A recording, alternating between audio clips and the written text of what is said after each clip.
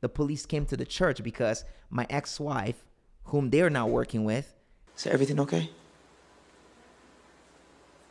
Sorry? Coming to speak to you for a second. Absolutely, absolutely. I'll be right back, church. I'm sorry. No worries, no worries. You guys just pray. Pray. Filed something called an ex parte. Wait, they actually are working with her now. Yes, it's online. You can see they comment on each other's posts or whatever. That family and my ex-wife and that family went there and they started now telling church members that I'm breaking out the circle, I'm being defiant or whatever. They started like a campaign against me saying that I was a monster, blah blah blah, and I didn't understand why. And then later I understood, okay, this Lovy was behind it, but I still never said his name. But then they started send the cops to the house to come harass the kids. They called my ex-wife. He and these people called my ex-wife. Okay, so he could say I never picked up the phone to call her, but that family called them, and you were in charge of that family. Y'all work together. In fact, there's a video I'm gonna play. Maybe I'm gonna play the video soon someday of Lovy on the call with that family talking about my ex-wife. Wow. Talking about, oh yeah, and talking about going on the Larry Reid show. I knew about the Larry Reid show before it happened because someone who I trust told me about it, who Lovy doesn't know is on our side. And Lovy tells all these crazy things too. Call and say, hey, listen to this. It's really like you got a spy in their camp. Yeah. I have a lot. Mafia. I have a lot. And I want to say this. Those people, I commend them for being God's soldiers. That's God's soldiers. Because this is not a fight against Lovy. This is not Lovy and EJ fighting. This is light versus darkness. Because Lovy is just the poster boy to false prophets all around the world right now. He's like one of the faces, the bigger faces of false prophets, right? So I came to him. I said, hey, listen, this is off. He was like, nah, you're the one. You're crazy. You don't know deep things, whatever. I'm like, nah, look at all these things. He's like, nah. And then he stops talking to me. He told me he was asked not to talk to me anymore, whatever. Cool. You want to talk to me? Okay, fine. So we don't talk. And then this whole full assault comes out. He's having subliminal messages about me. He does a song about me called Bumaye, means kill him, And wait, what? And nobody knows. But when you watch the video now, the narrative, this is free promo for the song for him. Cool, whatever. Anyway, you watch the video now, and it's a man talking against a false prophet, and the thunder comes from heaven and fires and hits the man and kills the man. And the song is Bomaye, kill him. Bomaye, kill him. Quick intermission. We didn't plan this, but in the middle of our convo with Pastor Philip, he dropped a word about the power of journaling. Must listen. Check this out. I could take somebody right now to my journal and let them read everything I wrote down in pen, and then let them check my life right now. And they can see what God gave that man in 2009 has come to pass in my life right now. And you see the power of journaling. You see the power of how God can speak to our hearts, and we write things down. And you could go back and see. It's almost like we have all the prophecies of the Old Testament written down by men who have journaled what God has given them. And we've seen these things come to pass as God says. So journaling is powerful. Get the journal, y'all. If you're watching Hardly Initiated right now and you want to keep a record of what God is doing in your life, I got it in my hand. The journal is sexy. It feels dope. It's blue. It's gold. It's nice. And I'm a journaler. I think journaling is powerful. And so if you're a person you like to write, or you just want to get your thoughts out, cop the journal. Use the journal. Record the things that God is saying and doing in your life. Yo, cop the journal.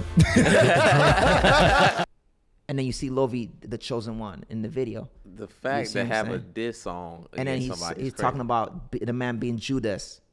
And so everybody in this camp started calling me Judas.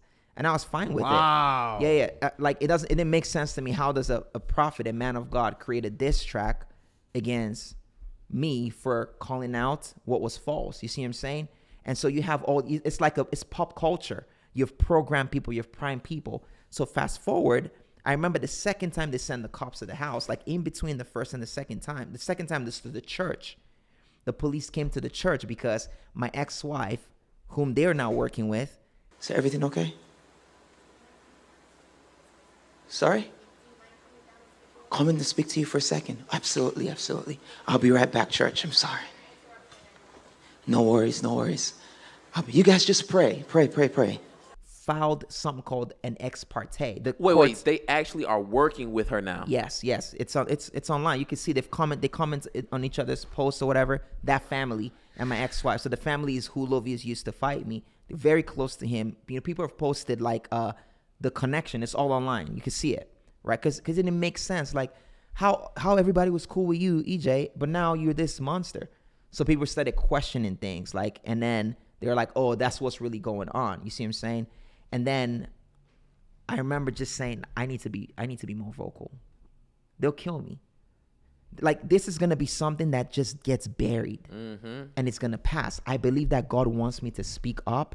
And if I don't speak up, I'll be going against God, and whatever protection God has on my life will go down and they'll be able to kill me. So I said, I'm going to do God's work, and that's expose the darkness. And I'm going to say the names. And so I started saying the names, and then they send the cops to the church for a private ex parte order that the judge grants. In that order, it says that I was trying to flee the country. I'm a pastor. I was in church on a Sunday morning. I wasn't fleeing. My wife was 9 months pregnant. 9 months pregnant. We're not fleeing to nowhere. We can't get on a plane at that point. You see what I'm saying? Yeah. And then before the day is over, Larry Reed is online reading the points in a private order that only the judge, the police, my ex-wife, and her lawyer had. How did they know about it? How does Larry Reed know the contents of that letter? How did he know it? How did he get it? Wow. Who sent it to him? Larry Reed publicly has called Lovie his friend. They've done live streams together. In fact, the first time I came out and started speaking and said Lovie's name, Larry Reed came out and said, I just called Lovie, and Lovie told me all these things about EJ and told me he's a cokehead and blah, blah, blah, and he used to sleep on his couch and blah. Essentially like just joining the smear campaign. You see what I'm saying? Larry Reed is like this weird, crazy, another false prophet. You know what I'm saying? I've heard. I'm familiar with Larry Reed. Yeah. Stay away from that. Stay far away from those people, you know. Honestly, it's just mind blowing because you think about how does somebody brainwash people, right? So these are the things that you named so far. Music, media influence with the Larry Reed Show, actually having spies and family or strong figures to spread the propaganda as well. The Bible. The doctrine. Yes, Actually doctrine. using doctrine to convince people to, what to believe. Yes. And there was one more you mentioned, but it was like literally covered all of the major aspects of brainwashing. To control the people. To control the people. Yeah. But you see, but look at all the consequences in your life. Now I understand, and this is what I was actually going to. I understand why a lot of people that may know false prophets, why they ain't saying nothing. Because they don't want to deal with all of this, because it's essentially you're at war. It's a full-out assault. It's a war right now. Contacting your ex-wife is diabolical. Yeah. Getting her involved legally in the beef, that's crazy. And we seen them cops pull up in the church. I mean, that was all over the internet. Oh, the cops that's another walked one. in. Government and using the government harassment. My kids were giving back to me. We had the emergency hearing 2 days later on Tuesday.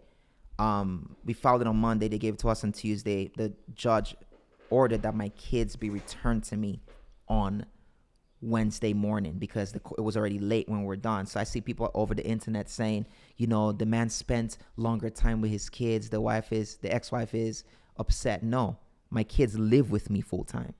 Oh, my kids all live with me full time. This wasn't a case where my kids visited and I kept them longer. No, my kids live with me full time. My ex-wife started a whole fight funded by them. And we know it's funded by them because I have a text message from that family, because there's another kid in our church who needed legal help. The same lawyer that we use, I contributed money to pay that lawyer to help that kid's family, was the same lawyer that showed up where? Larry Reed with my ex-wife. Let me ask you, because I want to give context, if it's even possible. Now go ahead. Listen, ask me whatever. I'm here for you. Because I know we talked about earlier in the conversation the gentleman who invested the $11,000. So so that's just one guy investing into trying to get to the next level, whatever his aim was. Yeah. Prophet Lovey specifically, if you had to guesstimate, how much money is he spending, or his camp is spending, on these spiritual influences and rituals? I don't know. I can't speak for him, but I could tell you about myself. Like, whenever like that man, that who now I realize is a native doctor. Whenever he will call, he say, "I need this. Help me with this." We'll send him like some cash or whatever. Nothing too crazy. What, $300, $500? Once in a while, you send him way more than that.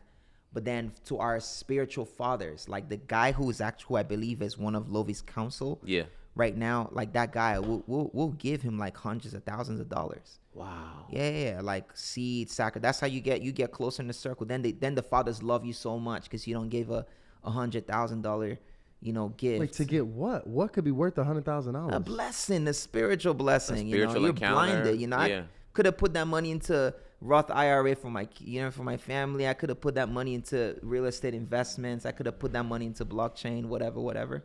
But you go to get some spiritual invisible blessing. It's okay to give, sacrificially, but the gospel is not meant to be transactional. It's meant to be relational. Like, we give because we love God, not because we're trying to get some crazy blessing, But you've heard this before. We spoke to the witch we spoke to. She said people are spending thousands